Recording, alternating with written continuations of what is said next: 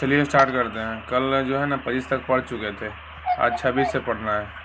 बताइए question number 26, एक ओम बराबर कितना एम्पियर होता है? बताइए।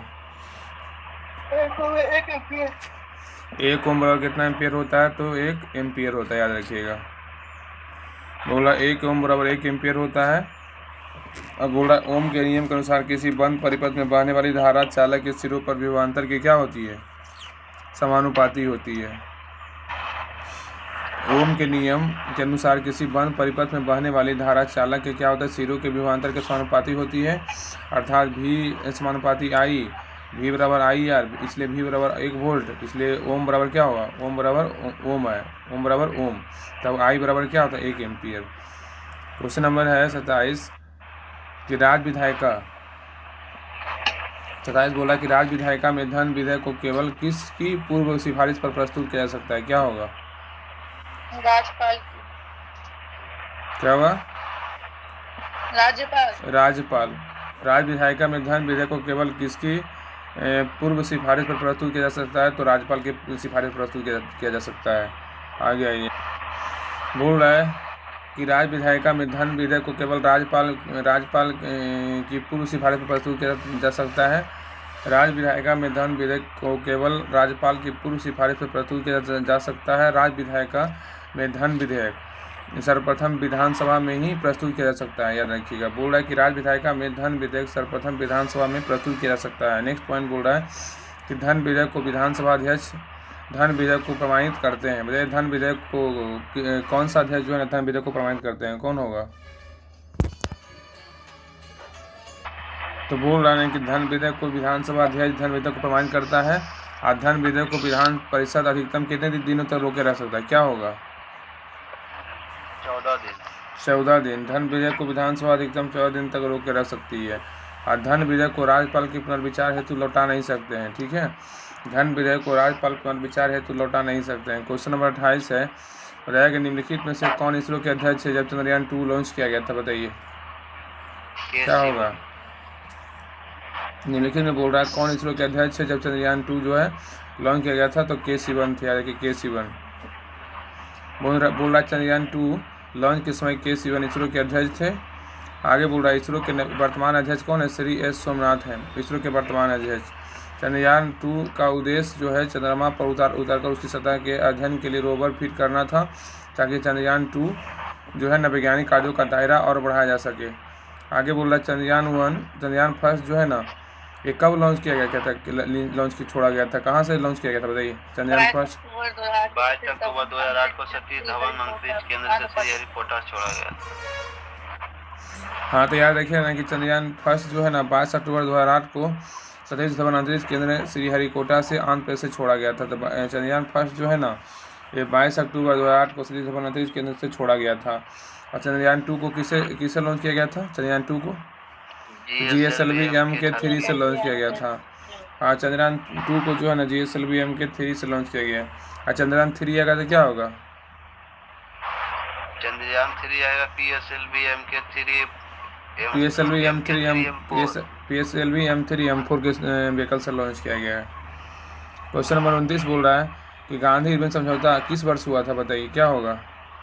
1931, 5 मार्च 1931। हाँ, गांधी इरविन समझौता कब हुआ था? 5 मार्च 1931 को हुआ था, याद रखिएगा। गांधी इरविन समझौता 5 मार्च 1931 को हुआ था। गांधी इरविन समझौते के तहत गांधी जी ने दूसरे गोलमेज सम्मेलन में कांग्रेस की ओर से भाग लिया था, ठीक है। आगे बोल रहा है भीमराव अम्बेडकर तथा तेज बहादुर सप्रू ने तीनों गोलमेज सम्मेलन में भाग लिया था। तो बताइएगा कि तीनों गोलमेज सम्मेलन में कौन कौन भाग लिए थे? बताइए। भीमराव अम्बेडकर, तेज बहादुर सप्रू तीनों गोलमेज सम्मेलन में भाग लिया था। हाँ, भीमराव अम्बेडकर तथा तेज बहादुर सप्रू ने तीनों गोलमेज सम्मेलन में भाग लिया था। गांधी इरविन समझौते के तहत गांधी जी ने सविनय अवज्ञा आंदोलन को क्या किया था? तो वापस ले लिया था। गांधी इरविन समझौते के तहत गांधी जी ने सविनय अवज्ञा आंदोलन को क्या किया? वापस ले लिया था। क्वेश्चन नंबर 30 है कि मानव शरीर की 30 बोल रहा है कि मानव शरीर की कौन सी धमनी ऑक्सीजन के रहित रक्त को ले जाती है? क्या होगा? फुफ्फुस धमनी होगा, फुफ्फुस धमनी। बोल रहा है कि मानव के शरीर की कौन सी धमनी ऑक्सीजन रहित रक्त को ले जाती है? तो फुफ्फुस धमनी। बोल रहा मानव शरीर की फुफ्फुस धमनी ऑक्सीजन रहित अशुद्ध रक्त को ले जाती है। बोल रहा है नेक्स्ट है सीरा। सीरा जो है अशुद्ध रक्त का प्रवाह करता है। बताइए सीरा किस रक्त का प्रवाह करता है? सीरा शुद्ध रक्त का प्रवाह करता है। सीरा जो है ना शुद्ध रक्त का क्या करता है? प्रवाह करता है। सीरा शुद्ध रक्त का प्रवाह करता है। और धमनी जो है किस रक्त का प्रवाह करता है? धमनी तो बोलेगा तो शुद्ध रक्त का। हाँ, सीरा बोलेगा तो वेन जो है ना शुद्ध रक्त को, आर्टरी बोलेगा तो शुद्ध रक्त को प्रवाह करता है। आगे बोल रहा है फुफ्फुस सीरा में शुद्ध रक्त, जबकि फुफ्फुस धमनी में अशुद्ध रक्त का प्रवाह होता है। फुफ्फुस सीरा में किस रक्त का होता है? जबकि फुफ्फुस धमनी में कौन होता है? फुफ्फुस सीरा फुफ्फुस धमनी में फुफ्फुस सीरा में जो है शुद्ध रक्त का होता है, फुफ्फुस धमनी में शुद्ध होता है। हाँ, तो याद रखें ना कि फुफ्फुस सीरा में ना शुद्ध रक्त होता है। फुफ्फुस सीरा का बात करेगा तो हो जाएगा शुद्ध रक्त, लेकिन सिर्फ सीरा रहेगा तो हो जाएगा शुद्ध, धमनी सिर्फ रहेगा तो हो जाएगा शुद्ध, जबकि फुफ्फुस सीरा रहेगा तो शुद्ध हो जाएगा, जबकि फुफ्फुस धमनी रहेगा तो अशुद्ध रक्त का क्या होता है? प्रवाह होता है। अब नेक्स्ट बोल रहा है कि मानव का हृदय चार कोष्ठों में बना होता है। अगले भाग में एक दायां अलिंद एवं बायां अलिंद व हृदय के पिछले भाग में एक दायां निलय तथा एक बायां निलय होता है। तो बोल रहा है कि मानव का हृदय जो है ना 4 कोष्ठों से बना होता है। अगले भाग में एक दायां अलिंद एवं बायां अलिंद व हृदय के पिछले भाग में एक दायां निलय और एक बायां निलय होता है। ठीक है, तो याद रखिएगा सीरा में जो होता है ना, सिर्फ सीरा का बात करेगा तो अशुद्ध रक्त होगा, सिर्फ धमनी का बात करेगा तो शुद्ध रक्त का प्रवाहित होगा। अगर फुफ्फुस सीरा का बात करेगा तो शुद्ध रक्त प्रवाहित होगा, लेकिन फुफ्फुस धमनी का बात करेगा तो अशुद्ध रक्त प्रवाह होगा। ठीक है, अब आइए नेक्स्ट पॉइंट पे। क्वेश्चन नंबर 31 बोल रहा है कि भारतीय संविधान के अनुसार दल बदल के आधार पर निर्भरता का उल्लेख है। बताइए क्या होगा? 10वीं अनुसूची में है। क्या है? 10वीं अनुसूची में बोल रहा है भारतीय संविधान के अनुसार दल बदल के आधार पर निर्भरता का उल्लेख किस अनुसूची में? 10वीं अनुसूची में है। बोल रहा है भारतीय संविधान के अनुसार दल बदल के आधार पर निर्भरता का उल्लेख 10वीं अनुसूची में है। भारतीय संविधान के 10वीं अनुसूची जो है ना किस संविधान संशोधन के द्वारा जोड़ा गया था? कब जोड़ा गया था? बताइए। 1985 में जोड़ा गया था। हाँ, 10वीं संविधान संशोधन को जो है ना 52वां संविधान संशोधन के द्वारा 1985 में जोड़ा गया था। याद रखिएगा, भारतीय संविधान में 10वीं सूची जो था 52वां संविधान संशोधन 1985 के तहत जोड़ा गया था। याद रखिएगा। आगे बोल रहा मूल संविधान में कितनी अनुसूचियाँ थी? 8 थी। हाँ, मूल संविधान में जो है ना, मूल संविधान में बोलेगा कितनी अनुसूचियाँ थी? तो 8 था। मूल संविधान में कितनी अनुसूचियाँ? तो 8 अनुसूचियाँ था। आगे बोल 9वीं अनुसूची को पहले संविधान संशोधन द्वारा 1951 में जोड़ा गया था। 9वीं अनुसूची को पहले संविधान संशोधन द्वारा 1951 में जोड़ा गया था। आगे बोला 11वीं और 12वीं अनुसूची। 11वीं और 12वीं अनुसूची क्रमशः 73वां संविधान संशोधन एवं 74वां संविधान संशोधन। 11वां बोलेगा 73वां संविधान संशोधन 1992 और 12वां बोलेगा तो 74वां संविधान संशोधन 1993 के तहत जोड़ा गया था। याद रखिएगा। ठीक है, और संविधान में संशोधन के अनुच्छेद 368 के तहत जो है किया जा सकता था। संविधान में संशोधन किस अनुच्छेद के तहत कर सकते हैं? 368 के तहत कर सकते हैं। क्वेश्चन नंबर 32 है, बताइएगा निम्नलिखित में से कौन सी प्रक्रिया वाष्प को सीधे ठोस में परिवर्तन करती है? क्या होगा? ठोस में संघनन। हाँ, संघनन करता है। बोल रहा है कि निम्नलिखित में से कौन सी प्रक्रिया जो है ना वाष्प को सीधे ठोस में परिवर्तन करती है? तो संघनन करता है। बोला संघनन की प्रक्रिया वाष्प को सीधे ठोस में परिवर्तित करती है। संघनन की प्रक्रिया के दौरान निम्न ताप की अवस्था में वाष्प सीधा ठोस में बदल जाता है। संघनन की प्रक्रिया के दौरान निम्न ताप की अवस्था में वाष्प सीधा ठोस में बदल जाता है। आगे बोल रहा है द्रव का वाष्प जो में बदलना वाष्पीकरण कहलाता है। द्रव का वाष्प में बदलना क्या कहलाता है? तो वाष्पीकरण कहलाता है। द्रव का वाष्प में बदलना वाष्पीकरण कहलाता है। ठोस का सीधा बोल रहा है कि ठोस का सीधा वाष्प में बदलना क्या कहलाता है? ऊर्ध्वपातन कहलाता है। हाँ, तो ठोस का सीधा वाष्प में बदलना ऊर्ध्वपातन कहलाता है। अगर अब द्रव का वाष्प में बदलना वाष्पीकरण कहलाता है।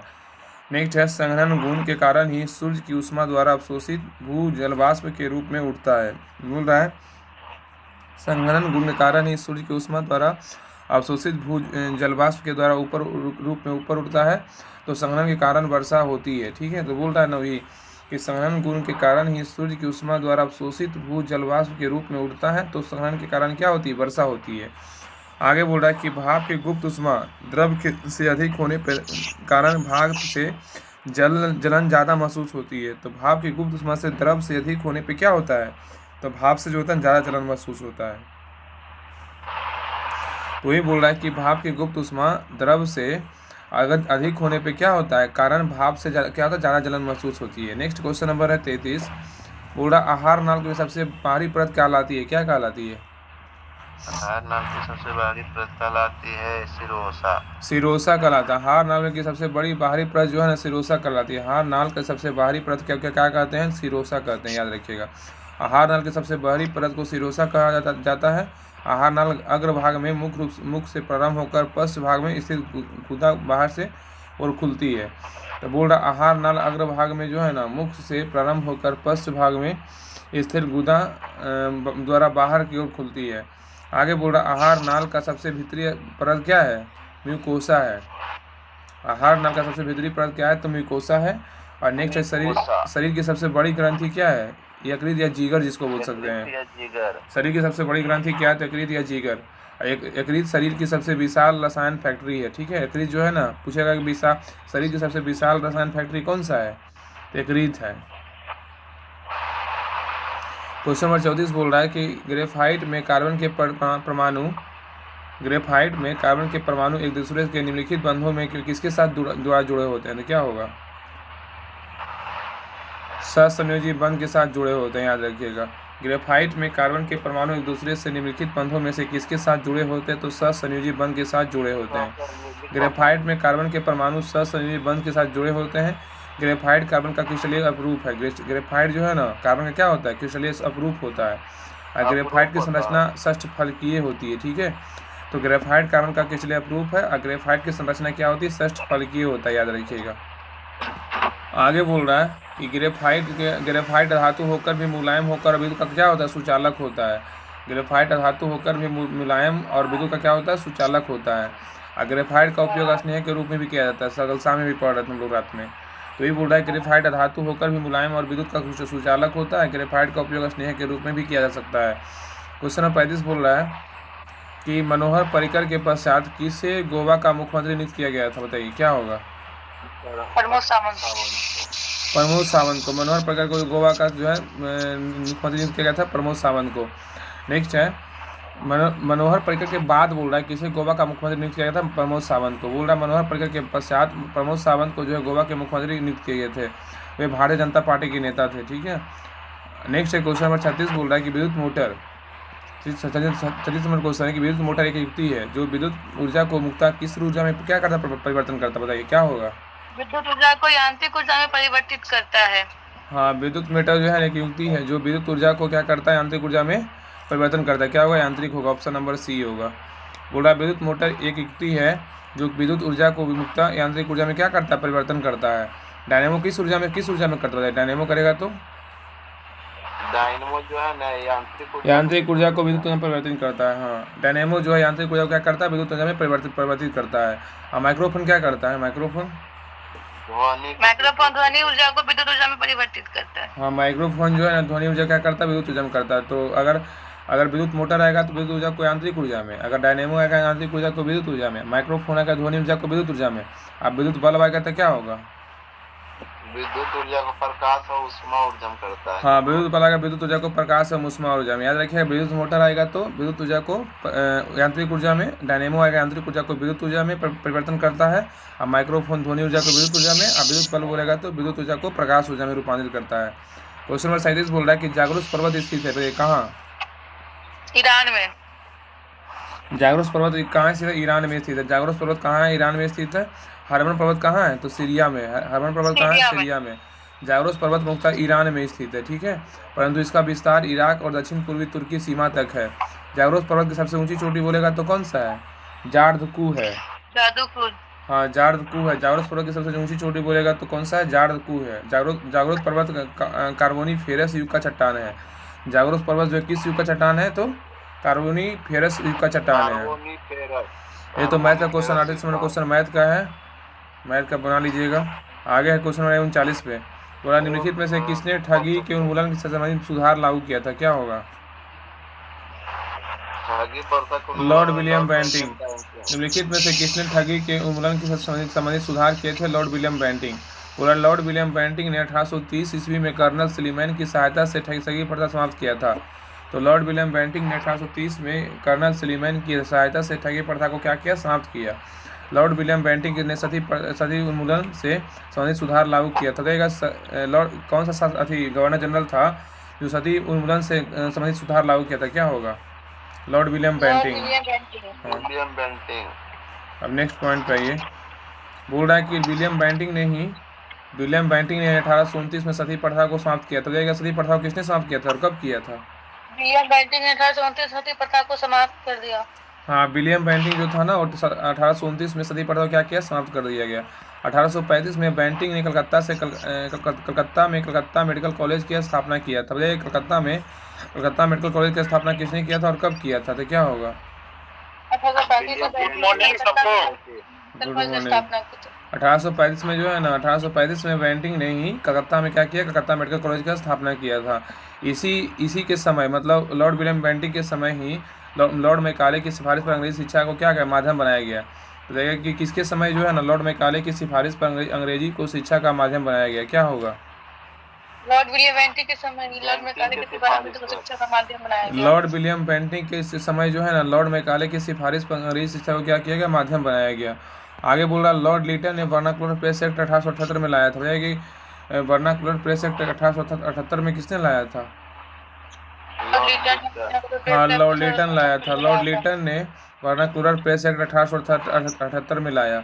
लॉर्ड रिपन के समय ही सर्वप्रथम नियमित जनगणना कब स्टार्ट हुआ था? 1881 में करवाई गई थी। हाँ, 10 वर्ष पे दशक की जनगणना जो है ना, लॉर्ड रिपन के समय सर्वप्रथम नियमित जनगणना बोलेगा तो 1881 में क्या हुआ? 81 में ही करवाया गया था। और लॉर्ड डलहौजी ने राजहड़प क्या बोल रहा है कि लॉर्ड डलहौजी ने राजहड़प नीति को क्या किया? अपनाया था। बताइए कि राजहड़प नीति को किसने अपनाया था? डलहौजी। हाँ, डलहौजी ने अपनाया था। राजहड़प नीति किसने अपनाया था? डलहौजी ने अपनाया था। यहाँ पे राज्यपाल दिया हुआ है ना कि कौन सा राज्यपाल सम्मिलित नहीं है। तो यहाँ पे वर्तमान में देख लेते हैं। वर्तमान में सब तो देखने का मतलब ही नहीं है। और बताइए वर्तमान में कल राजस्थान के मुख्यमंत्री कौन है?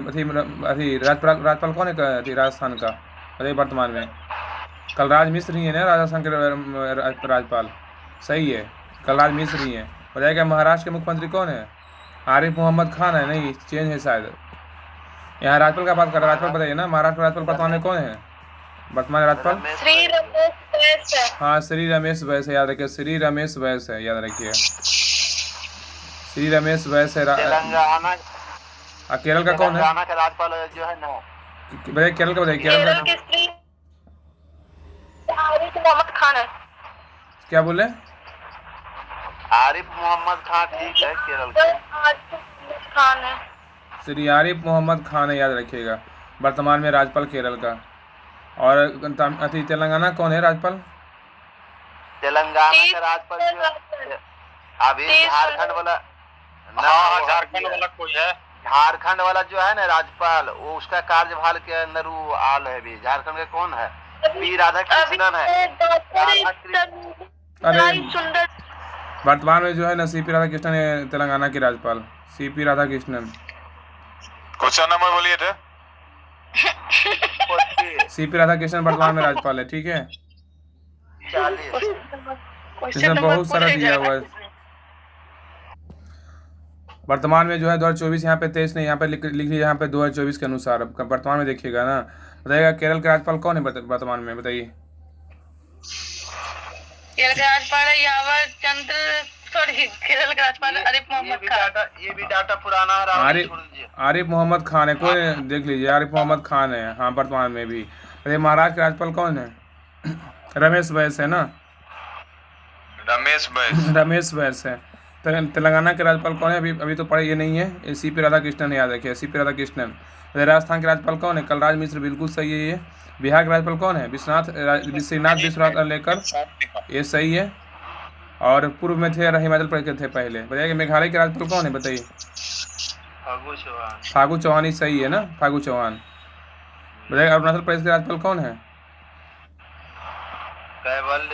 अरुणाचल प्रदेश का राज्यपाल बोलेगा तो कौन है? बताइए ना। अरुणाचल प्रदेश का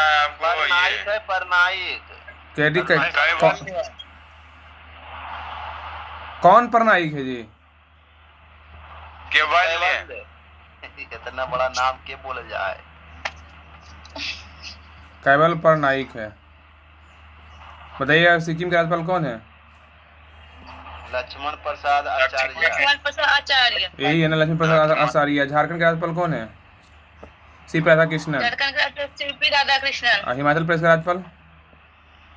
हिमाचल प्रदेश का शिव प्रताप शुक्ल। शिव प्रताप शुक्ल यही है। बताइएगा असम के राज्यपाल कौन है?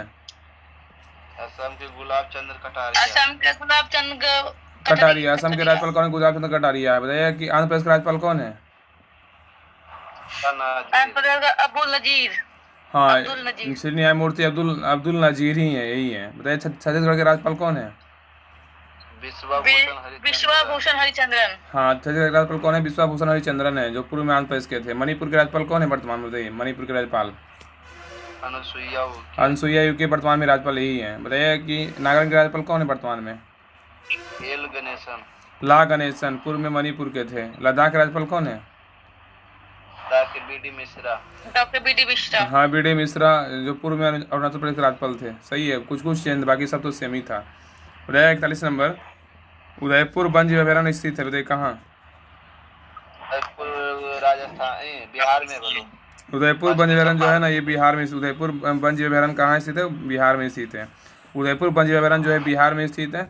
यह बिहार के पश्चिमी चंपारण बेतिया जिले में स्थित है, याद रखिएगा। तो उदयपुर वन जीव अभयारण्य किस जिले में स्थित है? तो पश्चिमी चंपारण के बेतिया जिले में स्थित है, याद रखिएगा। है कि भीम बांध वन जीव अभयारण्य बिहार के मुंगेर जिला में स्थित है। भीम बांध वन जीव अभयारण्य किस जिला में स्थित है बिहार के? क्या होगा? बिहार के मुंगेर। हाँ, भीम बांध वन जीव अभयारण्य जो है ना बिहार के मुंगेर जिला में स्थित है। वाल्मीकि राष्ट्रीय उद्यान बिहार के किस जिला में स्थित है? कौन सा टाइगर रिजर्व? हाँ, वाल्मीकि राष्ट्रीय उद्यान जो है ना बिहार के इकलौता टाइगर रिजर्व जो पश्चिमी चंपारण में है। वाल्मीकि राष्ट्रीय उद्यान जो है बिहार का इकलौता टाइगर रिजर्व जो है जो पश्चिमी चंपारण में स्थित है। बताइए कि राज्यसभा का धन विधेयक कितने दिनों में पारित कर सकता है राज्यसभा? 14 दिनों तक रोक सकता है। राज्यसभा धन विधेयक को कितने दिनों के लिए पारित कर सकता है? तो 14 दिनों के लिए पारित कर सकता है, याद रखिए 14 दिनों के लिए। बोल रहा है राज्यसभा धन विधेयक को 14 दिनों तक क्या कर सकता है? पारित रोक के रख सकता है। ये क्वेश्चन देखिए 14 सीट में पूछा हुआ क्वेश्चन, मेंस में क्वेश्चन पूछा हुआ। देखिए तो राज्यसभा जो है ना धन विधेयक को 14 दिनों तक क्या कर सकता है? रोक के रख सकता है। आगे बोला धन विधेयक राष्ट्रपति के हस्ताक्षर के पश्चात सर्वप्रथम केवल लोकसभा में क्या कर सकते हैं? प्रस्तुत किया जा सकता है। और धन विधेयक का उल्लेख कौन सा अनुच्छेद में? 110 में किया गया है, ठीक है, मिलता है।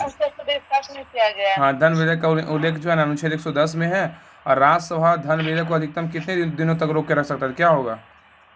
राज्यसभा 14 दिनों तक ना धन विधेयक को अधिकतम 14 दिनों तक राज्यसभा को रोक सकती है। राज्यसभा धन विधेयक को अधिकतम 14 दिनों तक रोक के रख सकता है।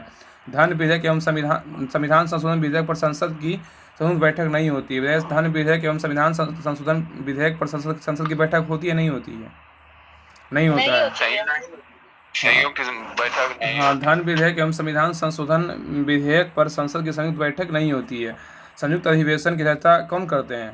तो क्या होगा? लोकसभा का अध्यक्ष करता है। हाँ, संयुक्त अधिवेशन की अध्यक्षता कौन करते हैं? लोकसभा अध्यक्ष करते हैं। अध्यक्ष ही धन विधेयक को धन विधेयक से सिद्ध करती है। अध्यक्ष ही क्या करता है? धन विधेयक को धन विधेयक सिद्ध करती है। और धन विधेयक को पारित नहीं होने पर मंत्रिपरिषद का इस्तीफा देना पड़ता है, ठीक है। अगर धन विधेयक पारित नहीं होगा तो मंत्रिपरिषद को इस्तीफा देना पड़ेगा, अर्थात सरकार क्या हो जाती है? तो भंग हो जाती है। क्वेश्चन नंबर 43 और 43 नंबर क्वेश्चन बोला 2018 के राष्ट्रमंडल खेलों का आयोजन निम्न में से किस देश में किया गया था? क्या होगा? ऑस्ट्रेलिया में किया गया था। हाँ, तो 2018 के राष्ट्रमंडल खेलों का आयोजन निम्न में से किस देश में किया गया था? ऑस्ट्रेलिया में किया गया था। 2018 के राष्ट्रमंडल खेलों का आयोजन ऑस्ट्रेलिया में किया गया था। राष्ट्रमंडल प्रतिस्पर्धा की परिकल्पना एवं अंग्रेज जे एल्सले कपूर ने 1891 में किया था। तो वही बोल रहा है कि राष्ट्रमंडल प्रतिस्पर्धा की परिकल्पना की एक अंग्रेज जे एल्सले कपूर ने 1891 में किया था। आगे बोल रहा है इस खेल की शुरुआत 1930 में कनाडा के शहर हैमिल्टन में हुई थी, ठीक है। तो राष्ट्रमंडल खेल का शुरुआत कहाँ से हुआ था और कब हुआ था? बताइए। 1930 हैमिल्टन कनाडा। हाँ, इस खेल की शुरुआत जो 1930 में कनाडा के हैमिल्टन शहर में हुआ था। प्रत्येक 4 वर्षों के अंतराल पे आयोजित होता है, ठीक है। तो राष्ट्रमंडल खेल कितने वर्षों पे आयोजित होता है? प्रत्येक 4 वर्षों पे क्या होता है? आयोजित होता है राष्ट्रमंडल खेल। आगे बोल रहा है कि 22वां राष्ट्रमंडल खेल 2022 में 28 जुलाई से 8 अगस्त 2022 तक बर्मिंघम यूके में आयोजित किया गया था। जो 22वां राष्ट्रमंडल खेल था ना 2022 में 28 जुलाई से 8 अगस्त 2022 तक बर्मिंघम यूके में आयोजित किया गया था। इसका शुभंकर क्या था? पेरी एक बहुरंगी बैल था।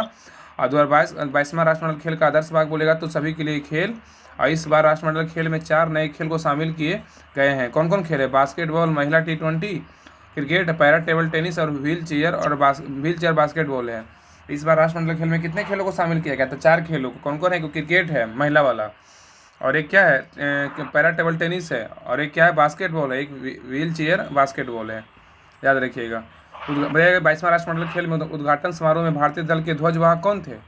तो मनप्रीत सिंह और पीवी सिंधु थे। हाँ, समापन समारोह में ध्वजवाहक कौन थे? निखत जरीन और अशरत कमल थे। तो 22वां राष्ट्रमंडल खेल जो हुआ था ना 2022 में, उसमें बोलेगा कि ध्वजवाहक कौन थे? मनप्रीत सिंह और पीवी सिंधु। अगर समापन समारोह में ध्वजवाहक कौन थे? निखत जरीन और शरद कमल थे। ठीक है, आगे बोल रहा है कि भारत का चौथा स्थान था कुल मेडल की संख्या। भारत जो था इसका स्थान क्या था राष्ट्रमंडल खेल में 2022 में? चौथा स्थान था। और कुल मेडल की संख्या कितना थी? 61। और 22 स्वर्ण था, 16 रजत था, 23 कांस्य था, याद रखिएगा।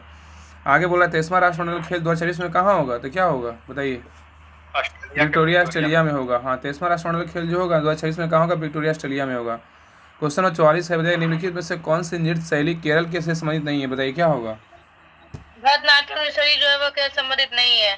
हाँ, तो बोल रहा है कौन सा नृत्य जो है ना, कौन सा नृत्य शैली जो है केरल संबंधित नहीं है? तो याद रखिए भरतनाट्यम नहीं है, लेकिन केरल के कौन कौन है? तो कथकली केरल का है, मोहिनीअट्टम केरल का है, कुडियाट्टम केरल का है। तो भरतनाट्यम जो है ना ये तमिलनाडु का है।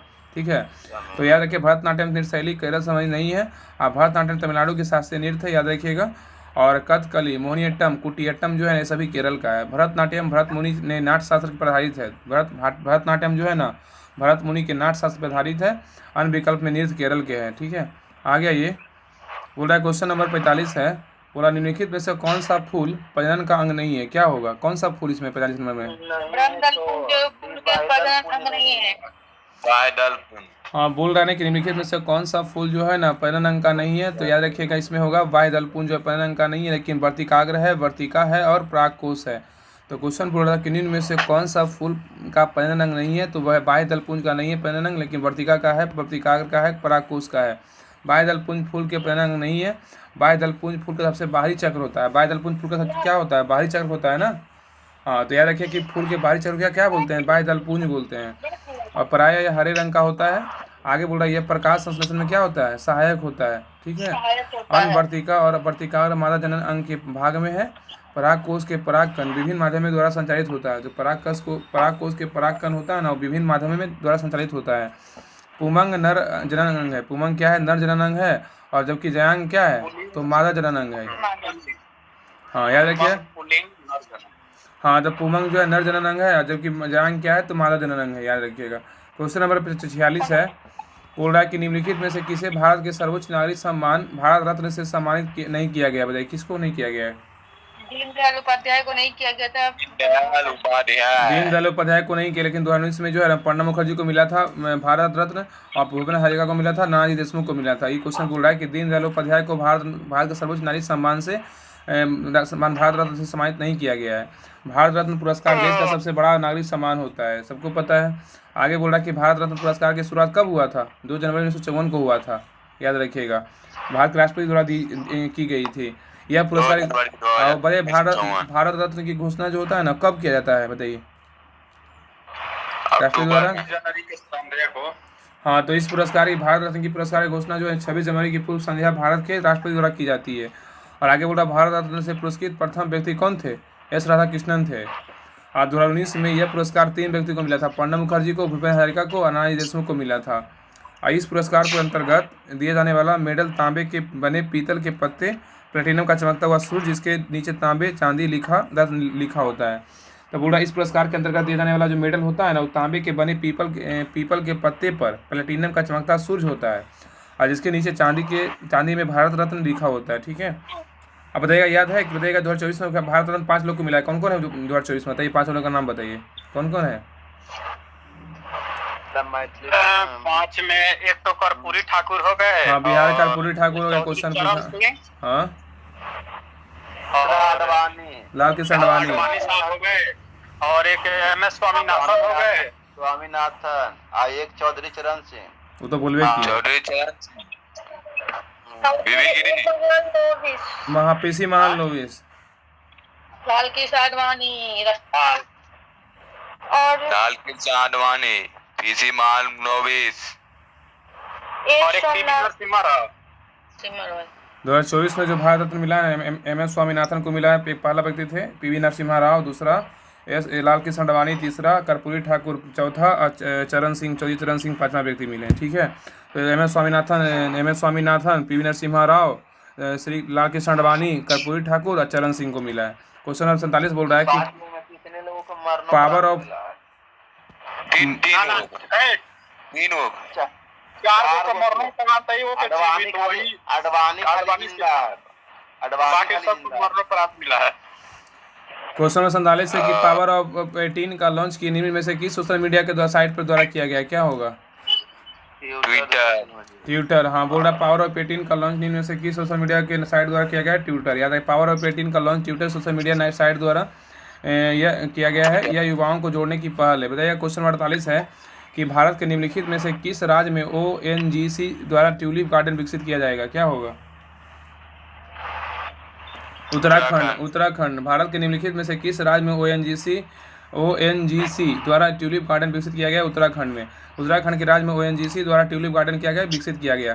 नेक्स्ट है क्वेश्चन नंबर 49 है, मंगल रोवर मिशन नासा के मंगल ग्रह अन्वेषण का लॉन्च की निम्नलिखित में से किस वर्ष होगा, क्या होगा?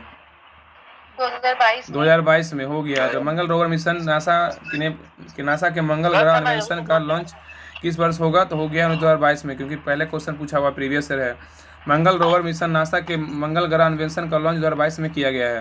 क्वेश्चन नंबर 50 है, निम्नलिखित में से कौन सी एक USA की स्थानीय पवन है, क्या होगा? चिनूक है।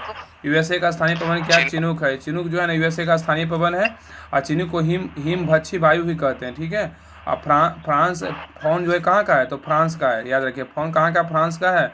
और स्विट्जरलैंड जर्मनी की गर्म वायु है। तो फोन जो है फ्रांस, स्विट्जरलैंड, जर्मनी की गर्म वायु है। और चिनूक कहाँ है? तो USA का है। हरमटन कहाँ का है? हरमटन बोलेगा तो डॉक्टर वायु कहते हैं ना, हरमटन डॉक्टर वायु बोलते हैं। हाँ, हरमटन को डॉक्टर वायु कहते हैं। और हरमटन जो है अफ्रीका के गिनी तट पर चलने वाली गर्म एवं शुष्क वायु है, ठीक है। हरमटन जो है, उसी को पूछेगा डॉक्टर वायु किसको बोलते? डॉक्टर पवन, तो हरमटन को बोलते हैं। और हरमटन जो अफ्रीका के गिनी तट पर चलने वाली एक गर्म एवं शुष्क वायु है। क्वेश्चन नंबर नेक्स्ट बताइएगा कि हाँ 51 नंबर है कि नागार्जुन परियोजना निम्नलिखित में से किस नदी पर स्थित है? बताइए क्या होगा? कृष्णा नदी पे है। नागार्जुन सागर परियोजना निम्नलिखित में से किस नदी पे स्थित है? कृष्णा नदी पे स्थित है। नागार्जुन सागर परियोजना कृष्णा नदी आंध्र प्रदेश में स्थित है। कृष्ण से ज्यादा संबंध है ना। हाँ, नागार्जुन सागर परियोजना कृष्णा नदी पे आंध्र प्रदेश में स्थित है। और जयकवाड़ी परियोजना किस नदी पे है? तो क्या होगा? कहाँ, किस राज्य में है? गोदावरी नदी महाराष्ट्र। जयकवाड़ी परियोजना जो है गोदावरी नदी महाराष्ट्र में है। और गंडक परियोजना किस नदी पे है? किस राज्य में है? गंडक नदी पर बिहार और उत्तर प्रदेश। हाँ, गंडक परियोजना जो है ना, गंडक नदी पे बिहार यूपी में लाभान्वित करता है। और कर्नाटक और आंध्र प्रदेश के क्षेत्र में तुंगभद्रा नदी पर ही तुंगभद्रा परियोजना है। तुंगभद्रा परियोजना जो है किस नदी पे है? तुंगभद्रा नदी पे है। ये कर्नाटक आंध्र प्रदेश को क्या करता है? लाभान्वित करता है। हाँ, तो नागार्जुन हो जाएगा कृष्णा नदी पे, आंध्र प्रदेश में स्थित है। जयकवाड़ी बोलेगा तो गोदावरी नदी महाराष्ट्र में स्थित है। गंडक परियोजना बोलेगा तो गंडक नदी पे बिहार और उत्तर प्रदेश में स्थित, मतलब सीमा पे स्थित है। और कर्नाटक बोलेगा तो आंध्र प्रदेश के क्षेत्र में तुंगभद्रा नदी पर ही तुंगभद्रा परियोजना स्थित है। याद रखा, तुंगभद्रा परियोजना किस नदी पे? तुंगभद्रा नदी पे ही है। कौन सा राज्य को लाभान्वित करता है? तो कर्नाटक और आंध्र प्रदेश को क्या करता है? लाभान्वित करता है। क्वेश्चन नंबर 52 है कि निम्नलिखित में से मैंग्रोव स्थलों पर गौर करें। बताइए इसमें जो है ना उपयुक्त में से कौन सा भारत के पूर्वी तट पर स्थित है? बताइए क्या होगा? 1 और 2 है। भितरकनिका उड़ीसा में है। बोल रहा है कि मैंग्रोव स्थलों में गौर करें कि बोला उपयुक्त में से कौन सा भारत के पूर्वी तट पर स्थित है? तो याद रखिए इसका right answer option number B होगा, 1 और 2। भितरकनिका है और क्या है? पिचावरम है। बोला 1 और 2 में भितरकनिका मैंग्रोव स्थल उड़ीसा में है, और पिचावरम मैंग्रोव स्थल कहाँ है? तमिलनाडु में, भारत के पूर्वी तट पर स्थित है। तो भितरकनिका मैंग्रोव स्थल उड़ीसा में, पिचावरम मैंग्रोव स्थल कहाँ है? तमिलनाडु में, भारत के पूर्वी तट पर स्थित है। मैंग्रोव वन को डेल्टाई वन भी कहते हैं। क्या कहते हैं? मैंग्रोव वन को डेल्टाई वन भी कहते हैं। यह वनस्पति तटवर्ती क्षेत्रों में ज्वार भाटा आते हैं की सबसे महत्वपूर्ण वनस्पति है। तो यह जो है ना वनस्पति तटीय क्षेत्रों में जहाँ ज्वार भाटा आते हैं की सबसे महत्वपूर्ण वनस्पति है। इस प्रकार की वनस्पति को क्या कहते हैं? जड़े में पानी क्या होती है? डूब जाती है, ठीक है। याद रखिए मैंग्रोव वन का जो होता है ना इस प्रकार वनस्पति। हाँ बोलिए। मैंग्रोव वन सबसे अधिक कौन से राज्य में पाया जाता है? मैंग्रोव पश्चिम बंगाल, ठीक। याद रखिए इस प्रकार के वनस्पति जो है जड़े पानी में डूब जाती है। गंगा ब्रह्मपुत्र डेल्टा सबसे ज्यादा पश्चिमी बंगाल में, ठीक है। सबसे ज्यादा एरिया गुजरात। किसी एक मैंग्रोव का पूछिएगा सबसे बड़ा, तो केरल का कौन सा है? कोई है भलो सबसे एरिया में, सिंगल में एक केरल का है। उसका क्या है? तो याद रखें ना कि मैंग्रोव वन के जो है ना प्रकार वनस्पति जड़ें पानी में डूबी हुई रहती है। गंगा ब्रह्मपुत्र डेल्टा में सुंदरी वृक्ष पाए जाते हैं। गंगा ब्रह्मपुत्र डेल्टा में कौन सा वृक्ष पाए जाते हैं? तो क्या होगा? सुंदरी वृक्ष पाए जाते हैं। गंगा ब्रह्मपुत्र डेल्टा में सुंदरी वृक्ष पाए जाते हैं। कुंडापुर मैंग्रोव स्थल कर्नाटक में स्थित है। कुंडापुर मैंग्रोव स्थल कहाँ स्थित है? कर्नाटक में स्थित है, जो पश्चिम तट पर स्थित है। याद रखिएगा। मैंग्रोव वन के प्रमुख वृक्ष कौन कौन है बताइए? मैंग्रोव वन के प्रमुख वृक्ष ताड़ है, कैसुरीना, नारियल एवं अंगूर इत्यादि। मैंग्रोव वन के प्रमुख वृक्ष है ना, ताड़ है, कैसुरीना है, नारियल, एंगूर इत्यादि है। भितरकनिका मगर किसके लिए प्रसिद्ध है? भितरकनिका मगरमच्छ हेतु प्रसिद्ध है। हाँ, भितरकनिका राष्ट्रीय उद्यान जो उड़ीसा में है ना, वो मगरमच्छ हेतु प्रसिद्ध है। क्वेश्चन नंबर 53 है कि प्रथम लवासिया the law of association for Asia and the Pacific मानवाधिकार सम्मेलन का आयोजन किया गया है कहाँ? नई दिल्ली में। नई दिल्ली में। बोल रहा है क्वेश्चन है कि प्रथम लवासिया the law of association for Asia and the Pacific मानवाधिकार सम्मेलन का आयोजन कहाँ किया गया है? तो नई दिल्ली में किया गया है।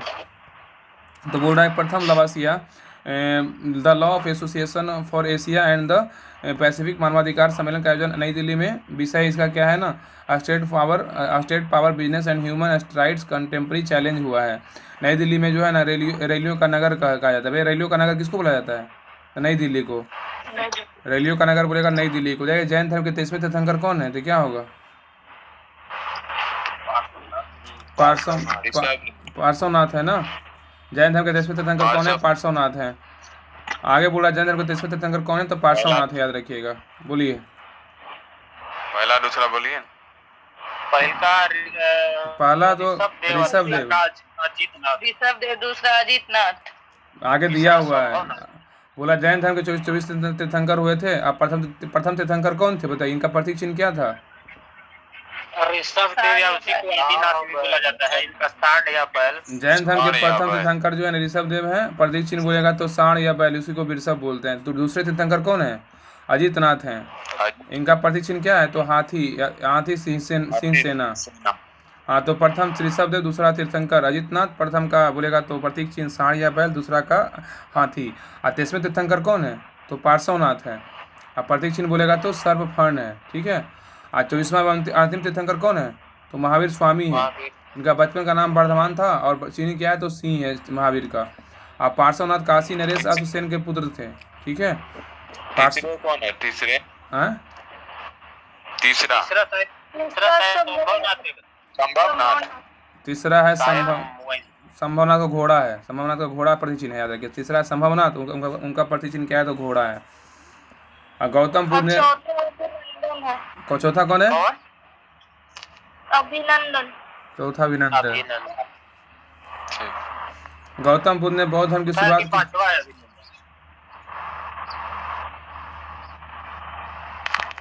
गौतम बुद्ध ने बौद्ध धर्म की शुरुआत किया था। गौतम बुद्ध ने बौद्ध धर्म की शुरुआत किया था। याद रखिए। नेक्स्ट है ओलंपिक शीतकालीन गेम्स 2022 का शुभंकर होगा क्या होगा? Bing Dwen. ओलंपिक शीतकालीन गेम्स 2022 का शुभंकर होगा तो बिंग डुएन। ओलंपिक शीतकालीन 2022 का शुभंकर बिंग डुएन है।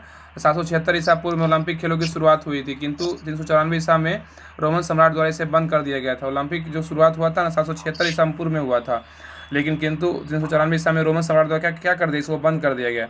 लेकिन आधुनिक ओलंपिक खेलों की शुरुआत बोलेगा तो कब हुआ था? 1896 में ग्रीस एथेंस के शहर में हुआ था, यूनान से। ठीक है। तो बोला आधुनिक ओलंपिक खेलों की शुरुआत 1896 में ग्रीस यूनान के शहर एथेंस में हुआ था। प्रत्येक 4 वर्षों पर इन खेलों का आयोजन किया जाता है। और आगे बोल रहा है कि 2022 का शीतकालीन ओलंपिक बीजिंग चीन में हुआ है। और मिराई तोबा 2020 का ओलंपिक शुभंकर है। तो 25वां शीतकालीन ओलंपिक कहाँ होगा 2026 में बताइए? मिलान और कार्टिनिया इटली में होगा। ठीक है। तो 25वां शीतकालीन ओलंपिक 2026 में कहाँ होगा? तो मिलान और कॉर्टिना इटली में होगा। क्वेश्चन नंबर है 56। बताइएगा कि निम्नलिखित में से कौन तीसरे जैन तीर्थंकर थे? क्या होगा? संभवनाथ है। तीसरे बोलेगा तो कौन है? संभवनाथ है। निम्नलिखित में से कौन तीसरे जैन तीर्थंकर है? तो संभवनाथ याद रखिएगा। संभवनाथ जो है ना जैन धर्म के तीसरे तीर्थंकर है। बताइएगा इनका प्रतीक चिन्ह क्या है? संभव का घोड़ा है। अभी पढ़े ना घोड़ा। बताया कि पहले तीर्थंकर कौन है? जैन धर्म के पहले तीर्थंकर बोलेगा तो ऋषभ देव है। और दूसरे बोलेगा तो क्या है? दूसरे बोलेगा तो अजीतनाथ। और प्रथम तो ऋषभ देव हो गया। 5वां कौन है? 5वां बोलेगा तो सुमित नाथ। सुमितनाथ। पांचवा सुमित नाथ। प्रथम बोलेगा तो ऋषभ दे, दूसरा बोलेगा तो कौन होगा? दूसरा बोलेगा तो दूसरा अजित नाथ। और तीसरा बोलेगा तो संभव नाथ। और चौथा बोलेगा तो अभिनंदन। और पांचवा बोलेगा तो सुमित नाथ। सुमति नाथ है। हाँ, क्वेश्चन नंबर 57 है कि संसद में प्रथम लोकपाल बिल पेश किया गया था। कब पेश किया गया था? 1968 में। संसद में प्रथम लोकपाल बिल कब पेश किया गया था? 1968 में पेश किया गया था। बोल रहे संसद में प्रथम लोकपाल बिल 1968 में पेश किया गया था। पहली बार 1996 में मोरारजी देसाई की अध्यक्षता में वाले प्रशासनिक सुधार आयोग, बाद में के हनुमंथैया अध्यक्षता ने लोकपाल राज्य में लोकायुक्त गठन की अनुशंसा की थी। आगे बोला सर्वप्रथम लोकायुक्त का गठन कहाँ किया गया था? कब किया गया था? क्या होगा? सर्वप्रथम लोकायुक्त का गठन 1972 में महाराष्ट्र में किया था। हाँ, सर्वप्रथम लोकायुक्त का गठन जो है 1972 में महाराष्ट्र में। हाँ बोलिए। सर्वप्रथम लोकायुक्त विधेयक कौन पास किया था? अगर यहीं पे पूछ दे तो उड़ीसा हो जाएगा, लेकिन सर्वप्रथम लोकायुक्त का गठन करने वाला महाराष्ट्र और विधेयक पेश पारित करने वाला उड़ीसा। हाँ, तो सर्वप्रथम लोकायुक्त का गठन 1972 में महाराष्ट्र में किया गया था। विधेयक पारित करने वाला उड़ीसा था। हाँ, उड़ीसा 1969 में पारित कर दिया था, लेकिन वो लागू नहीं कर पाया। महाराष्ट्र आगे लागू कर लिया, इसीलिए पहला महाराष्ट्र हो जाता है। आगे बोला पिनाकी चंद्र घोष के देश के पहले लोकपाल के तौर पर नियुक्त हुए। देश के पहले लोकपाल के तौर पर नियुक्त कौन हुए थे? पिनाकी चंद्र घोष। ठीक है। अभी कोई दूसरा का है, खानविलकर कोई बने हैं। अच्छा, क्वेश्चन नंबर 58 है कि किस राज्य की प्रसिद्ध मिठाई श्रीविल्लिपुतूर पाल्कोवा को भौगोलिक संकेतक का दर्जा प्राप्त हुआ है? क्या होगा? तमिलनाडु। किस राज्य की प्रसिद्ध मिठाई श्रीविल्लिपुतूर पाल्कोवा को भौगोलिक संकेतक का दर्जा प्राप्त हुआ है? तो तमिलनाडु। तमिलनाडु राज्य की प्रसिद्ध मिठाई श्रीविल्लिपुतूर पाल्कोवा को भौगोलिक संकेतक का दर्जा प्राप्त हुआ है। भौगोलिक संकेतक का इस्तेमाल ऐसे उत्पादों के लिए किया जाता है जो जिनका एक विशिष्ट भौगोलिक मूल क्षेत्र होता है। आगे इस तरह का संबोधन उत्पाद की गुणवत्ता और विशिष्टता का क्या करता है? आश्वासन देता है। ये जो मिलता है ये क्या बोलता है? भौगोलिक संकेत, जीआई टैग। कब हुआ था? 2016। संशोधन बोलेगा तो 2016। हाँ, और पारित 2013 में। पारित 2013। लागू हुआ 2019 में लागू हुआ। वही बने थे पिनाकी चंद्र घोष। लागू 2019 में। अभी खानबियार है लोकपाल बिल। हाँ, खानविलकर कुछ है, उसका टाइटल मैंने लास्ट याद है। आगे बोल रहा है कि भारत में यह संकेतक जो है ना, बोल रहा है कि भारत में यह संकेतक जीआई टैग प्रदान करने का कार्य वस्तुओं का भौगोलिक सूचक पंजीकरण और संरक्षण अधिनियम कब आया था? 1999 में के तहत किया गया था, जो लागू हुआ था 2003 में लागू हुआ था। भौगोलिक संकेतक का पंजीकरण जो है 10 वर्षों पे क्या होता है? मान्य होता है। भौगोलिक संकेतक जीआई टैग 10 वर्षों के लिए होता है, पेटेंट बोलेगा तो 20 वर्षों के लिए होता है। अब भारत में सर्वप्रथम दार्जिलिंग की चाय को भौगोलिक संकेतक का क्या हुआ? दर्जा प्राप्त हुआ था। नेक्स्ट है क्वेश्चन 59 है कि निम्नलिखित खिलाड़ियों में से संबंधित खेलों का में कौन सा सम्मिलित नहीं है? बताइए कि इसमें कौन गलत है?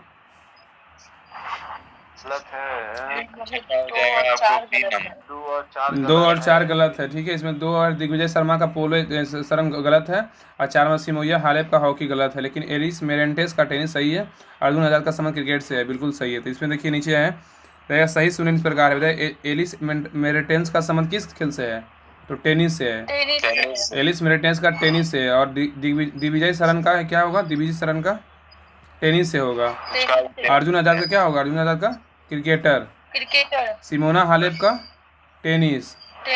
तो एलिस मेरेंटेस का टेनिस, दिग्विजय शरण का टेनिस, अर्जुन आजाद का क्रिकेटर, सिमोया हालेप का टेनिस होगा। क्वेश्चन नंबर 60 है कि निम्नलिखित में से सन 1919 में कौन सी घटना की वजह से रविन्द्रनाथ टैगोर ने अपनी नाइटहुड की उपाधि वापस लौटा दिया था? क्या होगा? जलियांवाला बाग हत्याकांड, याद रखिएगा। बोल रहा है निम्नलिखित में से सन 1919 में कौन सी घटना की वजह से रविन्द्रनाथ टैगोर ने नाइटहुड की उपाधि वापस लौटा दिया? जलियांवाला बाग हत्याकांड। बोला सन 1919 में जलियांवाला बाग हत्याकांड की वजह से रविन्द्रनाथ टैगोर ने अपनी नाइटहुड की उपाधि वापस लौटा दी। जलियांवाला बाग हत्याकांड 13 अप्रैल 1919 को अंग्रेजों द्वारा लाए गए कानून रौलट एक्ट के खिलाफ विरोध प्रदर्शन करने के दौरान डॉक्टर सतपाल एवं डॉक्टर किचलू की गिरफ्तारी के विरोध में 13 अप्रैल 1919 को बैसाखी के दिन लोग जलियांवाला बाग में क्या हुए? एकत्रित हुए थे। आगे बोल रहा है कि जलियांवाला बाग में एकत्रित लोगों पर ब्रिगेडियर जनरल आर डायर ने क्या की थी? गोली चलवा दी थी। तो यह कि जलियांवाला बाग हत्याकांड पे किसने गोली चलवाया था? General O Dyer.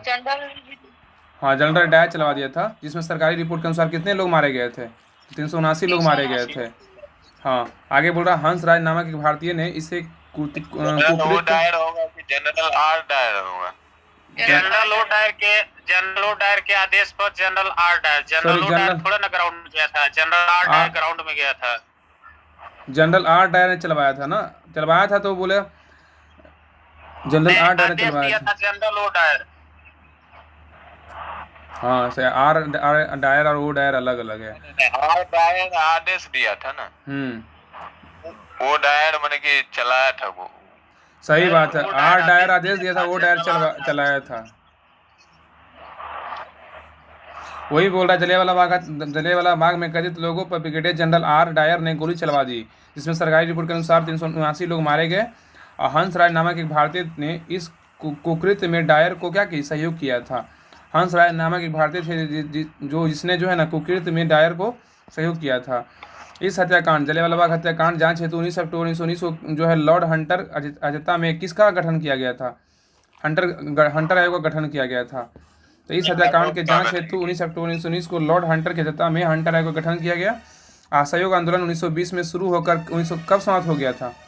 1922 में जो है ना समाप्त हो गया था। असहयोग आंदोलन 1920 में शुरू होकर 1920 में समाप्त हो गया। खिलाफत आंदोलन कब हुआ था? 1919 के समर्थन करके गांधी जी क्या किए थे?